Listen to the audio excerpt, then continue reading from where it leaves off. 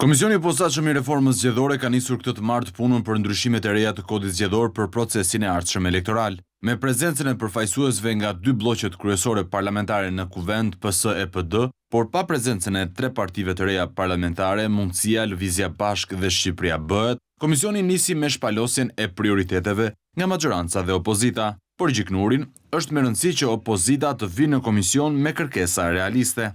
Nuk duhet përdoret ky si një platformë për të zgjidhur të gjitha problemet, por ato gjëra që na takojnë ne, për sa i përket legjislacionit zgjedhor, për sa i përket fushatës zgjedhore, financimit të fushatës zgjedhore, financimit të partive politike, dhe këtu duhet të theksoj që kemi marrë një detyrë tjetër dhe mendoj unë, duhet ta kemi prioritetin ton pasi është një çështje as pak politike, siç është ligji për financimin e partive politike. Ndërkaq homologu i tij nga Partia Demokratike, Oerd Bylukbashi, vuri rëndësinë te zbatimi i konsensusit dhe që Partia Socialiste të mos përdor forcën e kartonit në miratimin e ndryshimeve të kodit zgjedhor. Nuk duhet ndodhë më që ka ndodhur vitin 2020, kur Edi Rama me shumicën e tij të cilësuar përmbysi çdo marrëveshje që u arrit, përfshirë me bekimin e faktorit ndërkombëtar. Pra nëse këtu ka konsensus, duhet të shkojë deri në fund si e tillë pa përdorur shumicën e cilësuar. Këtë po kërkon edhe Parlamenti Evropian.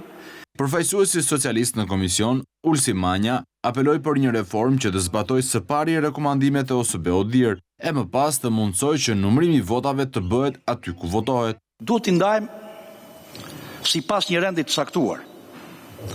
Duke adresuar fillimisht rekomandimet e OSBE-ODIHR-it, duhet kthehemi tek numërimi në qendrat e votimit dhe të heqim dorë nga numërimi i përqendruar i votave?